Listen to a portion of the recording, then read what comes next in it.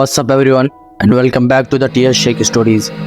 जैसा कि आप सभी को मालूम है, मैं इस चैनल पे creepy, horror and mystery story सुनाता हूँ जो कि रियल लाइफ इवेंट से इंस्पायर्ड होती है। अगर आप लोग भी अपनी स्टोरीज मेरे साथ शेयर करना चाहते हो तो डिस्क्रिप्शन बॉक्स में दिए गए मेल पे जाके आप मुझे शेयर कर सकते हो। उत्तर प्रदेश का एक ऐसा केस जिसने पूरे देश को एक गहरी चिंतन में डाल दिया था, जहां एक स्त्री ने अपने ही मौत की भविष्यवाणी अपने मौत से 3 दिन पहले ही कर दी थी और फिर शमशान में पड़ी उसकी चिता और उसके अंतिम संस्कार की तैयारी के बीच अचानक से चिता पे पड़ी उस स्त्री की लाश जिंदा होकर वापस खड़ी हो गई और कहने लगी, मैंने मौत के बाद का अंधेरा देखा। यमराज मुझे लेने आया, लेकिन मेरी संतोषी माँ ने मुझे सबसे बचाकर फिर से एक नई जिंदगी दी। और फिर खुद को वो किसी और इंसान के नाम से पुकारने लगी, एक ऐसा इंसान जो कि इस दुनिया में है ही नहीं। मतलब वो स्त्री खुद के पुनर्जन्म का दावा करने लगी और रिसर्चर्स ने इस चीज को रीइंकार्नेशन का नाम दिया।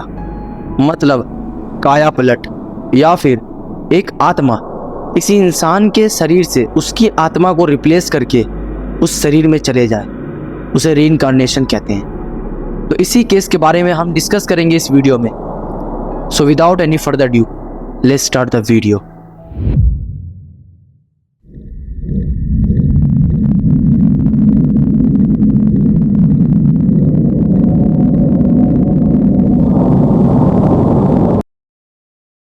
शमशान घाट पर पड़ी सुमित्रा सिंह नाम की एक औरत की लाश अचानक जिंदा हो गई और बड़बड़ाते हुए अपने अर्थी से उठ गई। उसे देख वहां मौजूद सभी लोग डर गए और उसका पति जगदीश एक कोने में बैठकर रो रहा था। जैसे ही उसने सुमित्रा को उठते हुए देखा, वो जोर से उसका नाम पुकारते हुए दौड़ा, लेकिन जैसे ही वो उसे गले लगाने के लिए आगे बढ़ा, सुमित्रा ने जोर से धक्का देकर उसे गिरा दिया और वो बोली, कौन सुमित्रा? मैं कोई सुमित्रा नहीं, मैं तो शिवा त्रिपाठी हूँ। रीइंकार्नेशन, पुनर्जन्म, आत्मा का एक शरीर को छोड़कर दूसरे शरीर में जन्म लेना, ये एक ऐसा कॉन्सेप्ट है जिस पे न जाने कितने सालों से रिसर्च हो रही है। लेकिन इससे जुड़ा हर एक केस हमेशा अपने साथ एक नई पहेली और राज ले आता है। लेकिन आज का केस सबसे अलग है। ये एक ऐसा केस है जिसने कई डिकेड से रीइंकार्नेशन पर रिसर्च करने वाले एक्सपर्ट्स के भी होश उड़ा दिए। ये कहानी है उत्तर प्रदेश के एक छोटे से गाँव शरीफपुरा के रहने वाली सुमित्रा सिंह की। 3 दिन बाद मैं मर जाऊंगी। 16 जुलाई 1985 की सुबह 16 साल की सुमित्रा ने अपनी ही मौत की भविष्यवाणी कर दी। ये सुनकर उसके पति के रोंगटे खड़े हो गए। वो समझ नहीं पाया कि सुमित्रा आखिर कैसी बातें कर रही है और क्यों कर रही है। 13 साल की छोटी उम्र में ब्याह कराई सुमित्रा ने शादी के 2 साल पहले ही अपनी मां को खो दिया था, जिसके बाद वो बिल्कुल अकेली पड़ गई थी। शहर में काम करने वाले उसके पिता उसे समय नहीं दे पा रहे थे और इस अकेलेपन ने शादी के बाद भी उसका पीछा नहीं छोड़ा। उसका पति जगदीश भी ज्यादातर काम के लिए शहर में ही रहता। सुमित्रा अब अपने इस अकेलेपन से तंग आ चुकी थी। लेकिन शादी के 3 साल के बाद दिसंबर 1984 में जब उसने अपने बेटे को जन्म दिया, तब उसकी सारी शिकायतें दूर हो गई। वो अपने बेटे से बहुत प्यार करती और कभी उसे अपने से दूर नहीं होने देती। अब वो पहले से काफी ज्यादा खुश रहने लगी थी। लेकिन फिर कुछ महीने बाद उसके साथ अजीब हादसे होने शुरू हो गए। उसे मिर्गी के दौरे आने लगे। उसका पूरा शरीर अकड़ जाता, हाथ पांव टेढ़े हो जाते, आंखें ऊपर की ओर मुड़ जाती और अजीब आवाजें निकालने लगती। उसके घर वाले सोचने लगे कि उस पर किसी बुरी आत्मा का साया है। पूरे 2 महीनों तक सुमित्रा इन सब चीजों से जूझती रही। फिर 19 जुलाई 1985 के दिन उसे अचानक बहुत तेज बुखार आया। इसी घटना से 3 दिन पहले उसने अपने मरने की बात कही थी, पर उसके घर वालों ने उस पर ज्यादा ध्यान नहीं दिया, क्योंकि कुछ दिनों से वो अक्सर ऐसे ही कुछ न कुछ बड़बड़ाती रहती थी। पर इस बार उसकी बात सच हो गई और बुखार की स्थिति में ही उसने अपना दम तोड़ दिया। लेकिन जैसे ही उसके अंतिम संस्कार की तैयारी चल रही थी, उसकी सांसें वापस लौट आई। लेकिन अब वो सुमित्रा नहीं थी। उसने अपने पति, अपने घर वालों, यहाँ तक कि अपने बच्चे को भी पहचानने से इनकार कर दिया। इसे वो अपने जान से भी ज्यादा प्यार किया करती थी। वो बार बार सिर्फ यही कहती रही, मैं शिवा हूँ, मुझे अपने बच्चों के पास जाना है, मुझे अपने रिंकू और टिंकू के पास जाना है। उसकी इस अजीब बर्ताव ने उसके घर वालों के मन में कई सवाल खड़े कर दिए, जिनका जवाब उन्हें तब मिला जब एक दिन उसके दरवाजे पर एक अनजान आदमी ने दस्तक दी।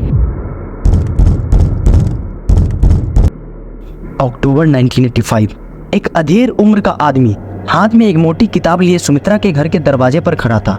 उस आदमी ने हल्के स्वर में जगदीश से कहा, मुझे इस पते से कुछ चिट्ठी आई थी। दरअसल जब से सुमित्रा खुद को शिवा त्रिपाठी कहने लगी, तब से उसमें कुछ हैरान कर देने वाले बदलाव आए।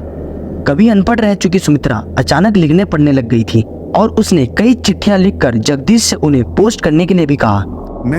मैं रामसिया त्रिपाठी हूँ, दिव्यापुर से आया हूँ। जगदीश के पूछने पर उस आदमी ने जवाब दिया। ये सुनते ही रसोई घर में बैठी सुमित्रा भागते हुए आई और नम आंखों से उस आदमी को देखी और फिर उसे कसकर गले लगा लिया। जगदीश के साथ साथ वो आदमी भी हैरान रह गया। सुमित्रा को दूर करते हुए उसने पूछा कि वो ऐसा क्यों कर रही है, वो तो उसे जानता तक नहीं। तब सुमित्रा जोर से रो पड़ी और कांपती हुई आवाज में उसने कहा, पापा, मैं आपकी बेटी हूँ, आपकी शिवा। ये सुनकर रामसिया त्रिपाठी दंग रह गए। जो इस लड़की ने चिट्ठियों में लिखा था वो सच था। ये सच में अपने आप को शिवा त्रिपाठी समझ रही थी, लेकिन वो इतनी आसानी से कैसे मान लेते कि ये एक अनजान लड़की उनकी बेटी थी। अपना शक दूर करने के लिए उन्होंने अपने हाथ में पकड़ी किताब खोली, जो असल में एक फोटो एल्बम था। उसमें शिवा और उसके परिवार की कई सारी तस्वीरें थी। उन्होंने सुमित्रा को वो तस्वीरें दिखाई और उसने शिवा के परिवार के हर एक सदस्य को नाम से पहचान लिया। फिर अचानक वो एक तस्वीर पर रुक गई और उस पर हाथ रखकर उसने कहा, ये वही है जिसने मेरा शरीर से कुचलकर मुझे मार डाला था।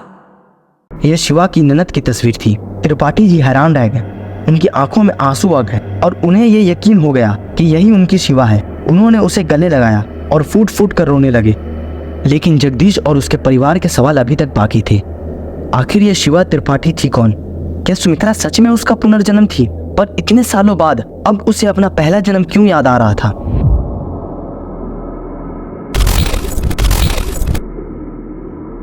अक्टूबर 1962 दिव्यापुर। कॉलेज लेक्चरर रामसिया त्रिपाठी के घर एक बेटी का जन्म हुआ। उन्होंने उसका नाम शिवा रखा। शिवा दिव्यापुर के छोटे शहर में पली बड़ी थी और उसने अपना ग्रेजुएशन पूरा किया और जल्द ही उसने अपने 2 बेटों को भी जन्म दे दिया, रिंकू और टिंकू। लेकिन शादी के तुरंत बाद उसके ससुराल वालों ने उसे दहेज के लिए काफी परेशान करना शुरू किया और उससे मारपीट भी की। और तो और बच्चे होने के बाद भी ये सिलसिला चलता रहा, पर वो अपने बच्चों के लिए चुपचाप सब कुछ सहती रही। और फिर 18 मई 1985 की सुबह शिवा बेजान हालत में रेलवे ट्रैक पर पड़ी मिली थी। उसके ससुराल वालों के कहने पर उसकी मौत को सुसाइड बताया गया, लेकिन शिवा के सर पर एक गहरी चोट का निशान देखा गया था और कुछ लोगों ने उसी सुबह शिवा के साथ उसकी सास और ननद को भी देखा था। वही ननद जिसे अब सुमित्रा अपना यानी शिवा का कातिल बता रही थी। पर उस समय पुलिस ने किसी की भी बात ना मानते हुए सिर्फ शिवा के ससुराल वालों का बयान मानकर इस केस को क्लोज कर दिया और शिवा की मौत का असली राज उसी के साथ चला गया। सुमित्रा के बयान के आधार पर त्रिपाठी जी और उसके परिवार ने शिवा के केस को रीओपन करने की कोशिश की, लेकिन पुलिस ने उनकी बात नहीं मानी। पर जल्द ही सुमित्रा की ये अनोखी कहानी मीडिया में फैल गई और इसने पूरे देश को हैरान करके रख दिया, जिसकी सबसे बड़ी वजह थी सुमित्रा की उम्र। सुमित्रा का जन्म 1968 में हुआ था, शिवा के सिर्फ 4 साल बाद, और शिवा की मौत तब हुई जब सुमित्रा पहले ही जिंदा थी। तो ये पुनर्जन्म कैसे हुआ? यही सवाल देश के हर एक न्यूज चैनल पे पूछा जाने लगा। डिबेट्स हुई, थ्योरीज बनाई गई। किसी ने कहा यह भूत प्रेत का चक्कर है, तो किसी ने कहा यह मेंटल डिसऑर्डर है, तो कोई सुमित्रा और इसके परिवार को फ्रॉड साबित करने में लग गया। सुमित्रा की उम्र की उस एक डिटेल ने इस केस को सबसे अनोखा बना दिया और सब सिर्फ एक ही सवाल का जवाब ढूंढने में लग गए, क्या ये सच में पुनर्जन्म था या कुछ और? फरवरी 1986 में मशहूर इनकार्नेशन रिसर्चर इयान स्टीवनसन ने अपने कलीग पसरीचा के साथ इस केस की इन्वेस्टिगेशन स्टार्ट की। उन्होंने कई लोगों की इंटरव्यूज लिए और सुमित्रा से भी बात की। सुमित्रा के 19 स्टेटमेंट रिकॉर्ड किए गए जो कि उसे शिवा त्रिपाठी से कनेक्ट कर रहे थे। शिवा की बचपन का नाम, उसके सभी परिवार वालों का जन्म तारीख, यहाँ तक कि उसके ससुराल में एक अलमारी के कोने में रखी शिवा की पसंदीदा पीली साड़ी, ऐसी कई सारी चीजें सुमित्रा ने अपने इंटरव्यू में बताई। स्टीवनसन के इन्वेस्टिगेशन में उन्होंने इस बात को भी प्रूव कर दिया कि इससे पहले शिवा और सुमित्रा की फैमिलीज में कोई कनेक्शन नहीं था। इस सब से स्टीवनसन इस नतीजे पर पहुंचे कि सुमित्रा ही शिवा का रीइंकार्नेशन है। लेकिन एक सवाल अभी भी उठ रहा था, शिवा का पुनर्जन्म किसी नवजात बच्चे के रूप में न होकर एक मरकर जिंदा हुई लड़की में कैसे हुआ? इस सवाल का जवाब हमें मिलता है रिसर्चर जेम्स मैटलॉक के इस कॉन्सेप्ट में, रिप्लेसमेंट रीइंकार्नेशन में। रिप्लेसमेंट रेइनकार्नेशन, जिसमें एक मरे हुए इंसान की आत्मा किसी दूसरे शरीर में घुसकर उसकी आत्मा को रिप्लेस करती है। कई लोगों को ये डेमोनिक पोजेशन जैसा लगता है, लेकिन ये उससे बेहद अलग है। पोजेशन या भूत बाधा में एक आत्मा जिंदा इंसान के शरीर पर काबू पा लेती है, लेकिन उस इंसान की आत्मा उसके शरीर से बाहर नहीं जाती। वहीं दूसरी तरफ रिप्लेसमेंट रेइनकार्नेशन में एक आत्मा दूसरी आत्मा से बदल जाती है, और शायद यही हुआ था सुमित्रा के साथ। जब 1985 में उसकी मौत हुई तब उसकी आत्मा ने अपना शरीर छोड़ दिया और शिवा की आत्मा ने उसे रिप्लेस कर दिया। हिंदुइज्म में इस कॉन्सेप्ट को परकाया प्रवेश कहा जाता है। स्टीवेंसन की रिसर्च 1987 में पूरी हो गई और कई डिबेट्स और काउंटर थ्योरीज को खारिज करते हुए उन्होंने ये साफ कर दिया था कि सुमित्रा पर ना ही कोई भूत बाधा थी और ना ही उसे कोई दिमागी बीमारी थी। ये केस रीइंकार्नेशन रिसर्च की हिस्ट्री में इतना पॉपुलर है कि स्टीवेंसन के इन्वेस्टिगेशन के लगभग 20 साल बाद 2009 में उनकी पुरानी कलीग एंटोनिया मिल्स ने अपने साथी रिसर्चर डिमान के साथ मिलकर इस केस को फिर से स्टडी किया, और उन्होंने भी अपने रिपोर्ट्स में यही कहा कि इस केस में किए गए इन्वेस्टिगेशन और फाइंडिंग्स इतने एक्यूरेट है कि शायद ये दुनिया की सबसे क्रेडिबल रिप्लेसमेंट रीइंकार्नेशन का केस है। 1998 में सुमित्रा उर्फ शिवा की मौत हो गई।